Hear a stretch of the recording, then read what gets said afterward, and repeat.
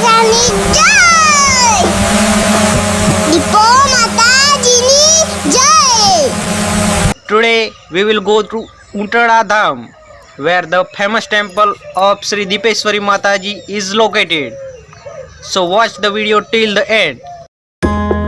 નમસ્તે દોસ્તો, આ વિડીયોમાં આપણે દીપેશ્વરી ધામ ઉંટરળા વિશેનો સંપૂર્ણ ઇતિહાસ જોઈશું, તેમજ તે ક્યાં આવેલું છે અને ત્યાં કઈ રીતે જઈ શકાય તેના વિશેની સંપૂર્ણ માહિતી જોઈશું. તેમજ ત્યાં દર્શન કરવા માટે કયા ખાસ દિવસો પર ભક્તોનું ઘોડાપૂર ઉમટે છે તેના વિશે જોઈશું. જો દીપેશ્વરી ધામ તમે આવો તો તેની આજુબાજુના 20 કિલોમીટરના એરિયામાં તમને બીજા પણ જોવાલાયક સ્થળ મળી જશે, જેવા કે કેદારેશ્વર મહાદેવ, ઉત્કંઠેશ્વર મહાદેવ, શામળાજી વિષ્ણુ મંદિર, જાજરીનો ધોધ, મેસો ડેમ તેમજ પ્રાચીન બૌદ્ધ તીર્થ દેવની મોરી વગેરે જેવા સ્થળો જોવા મળી જશે. દોસ્તો, વિડીયોને પૂરો જોજો.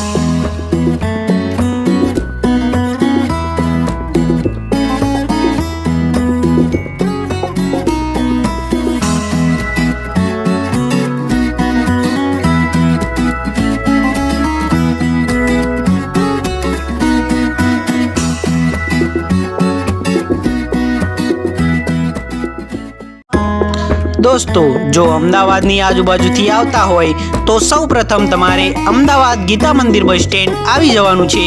ત્યાંથી તમારે કઠલાલ, કપડવંજ, છીપડી, રતનપુર, પાલાસિનોર કે હલદરવાસ વાળી કોઈ પણ બસમાં બેસી જવાનું છે, જે તમને હલદરવાસ ચોકડી ઉતારશે. તેના પછીનો દીપેશ્વરી ધામ સુધીનો રસ્તો હું સ્ક્રીન પર બતાવી રહ્યો છું, તે તમે જોતા જાઓ.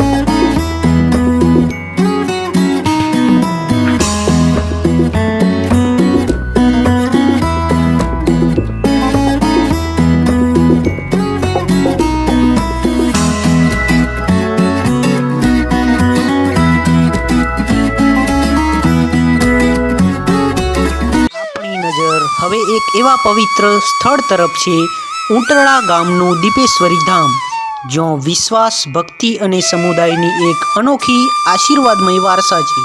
ઉત્તર ગુજરાતમાં આવેલું આ સ્થળ એક પવિત્ર યાત્રા સ્થળ છે. ઉંટરળા ગામ અરવલ્લી જિલ્લાના બાયડ તાલુકામાં આવેલું છે, જ્યારે આ મંદિર ગામના જૂના ઉંટરળા વિસ્તારમાં માજુમ નદીના કિનારે આવેલું છે. દીપેશ્વરી ધામમાં માતાજીનું મંદિર બહુ જ પવિત્ર છે. દરેક રવિવાર, દરેક પૂનમ અને દરેક દિવ્ય તિથિઓમાં ભક્તો દર્શનમાં આવે છે. અહીં માતાજીનો આશીર્વાદ આરાધક ઉપર વરસે છે. અહીં મંદિરે ભક્તો માટે વિનામૂલ્યે ભોજનાલય ઉપલબ્ધ છે, જેથી દૂરથી આવેલા ભક્તો માટે કોઈ અગવડ ન પડે. અહીં ખાસ કરીને ચૈત્ર મહિનામાં દર્શનનું ઘણું મહત્વ છે. અહીં દર પૂનમ અને રવિવારના દિવસે હજારો શ્રદ્ધાળુઓ માતાજીના દર્શન માટે આવે છે.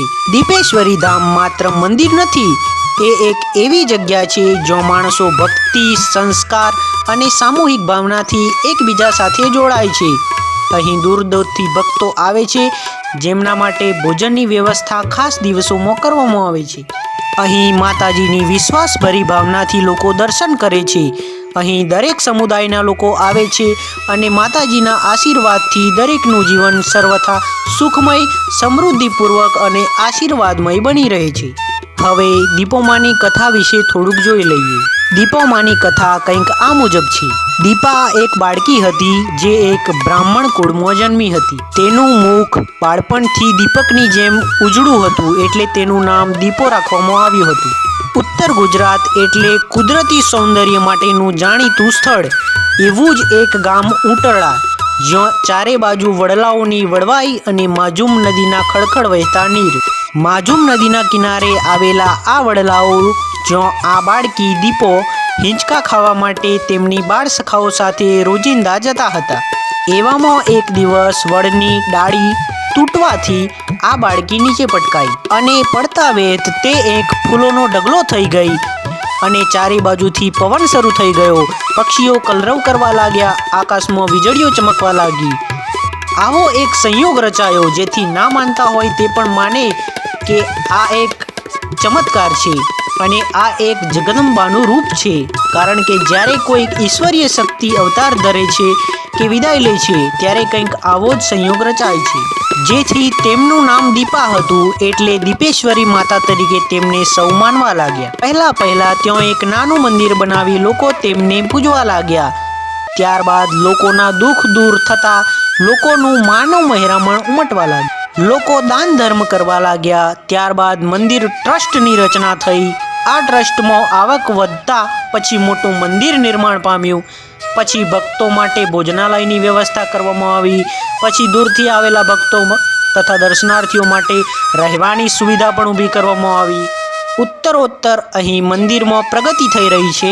હાલ અહીં દર્શનાર્થીઓને તાપ ના સહન કરવો પડે તે માટે મોટો શેડ બની રહ્યો છે, તેમજ ગાર્ડનનું પણ નિર્માણ થઈ રહ્યું છે, જ્યાં અમુક ફૂલ છોડ વાવી દેવામાં આવ્યા છે. તેમજ બાળકોને રમવાના સાધન જેવા કે હિંચકો, લપસણી વગેરે મૂકવામાં આવ્યા છે, જેથી બાળકો આનંદથી રમી શકે અને લોકો શાંતિથી બેસી શકે. આ છે એ ગાર્ડન. આ મંદિરનો પાયો લગભગ 500 વર્ષ પહેલાથી નખાયો છે. અહીં નિસંતાન દંપતી માટે સંતાનની ઈચ્છા પૂર્ણ થાય છે એવી અહીંયા શ્રદ્ધા છે. અહીં માતાજીનો પાટોત્સવ, જન્મ મહોત્સવ અને પ્રાગટ્ય દિવસ ખાસ મનાવવામાં આવે છે. અહીં છેલ્લે 2012માં 25 થી 27 એપ્રિલ દરમિયાન 57મો પાટોત્સવ મહોત્સવ યોજાયો હતો. દીપેશ્વરી ધામ માત્ર એક મંદિર નથી, તે શ્રદ્ધાની એકતા, ધાર્મિક ભાવના, ભક્તિ અને સમાજ સંવાદનું એક અતૂટ આયોજન છે. આ મંદિર સ્વયંભૂ છે, એટલે કે માતાજીએ પોતે પ્રાગટ્ય કર્યું છે. દરેક વર્ષમાં વૈશાખ સુદ છઠ એટલે કે માતાજીનો પ્રાગટ્ય દિવસ, જ્યાં ભક્તો ભક્તિ અને આશીર્વાદ માટે એક સાથે આવે છે. અહીં માનતા છે કે દુઃખ અને સંકટમાં જો ભક્તિપૂર્વ મનથી દીપેશ્વરી માતાજીનું સ્મરણ કરવામાં આવે તો મનોકામનાઓ પૂર્ણ થાય છે.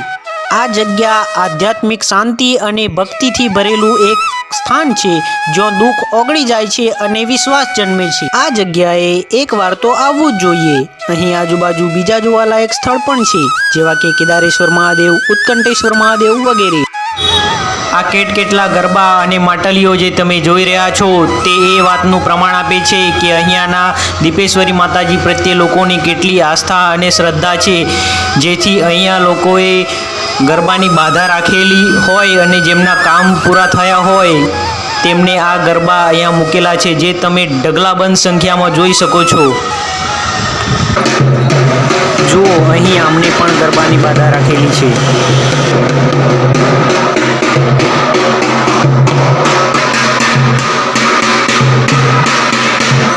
અહીં દૂરથી આવેલ યાત્રિકો માટે વિશ્રામ ગૃહ, ભોજનાલય અને નાહવા ધોવાની સુવિધા ઉપલબ્ધ છે. દોસ્તો, આપણે જઈ રહ્યા છીએ જે વડલે, જ્યાં દીપેશ્વરી માતાજી હિંચકા ખાવા માટે આવતા હતા. આ ભાઈ આપણને ત્યાં લઈ જઈ રહ્યા છે.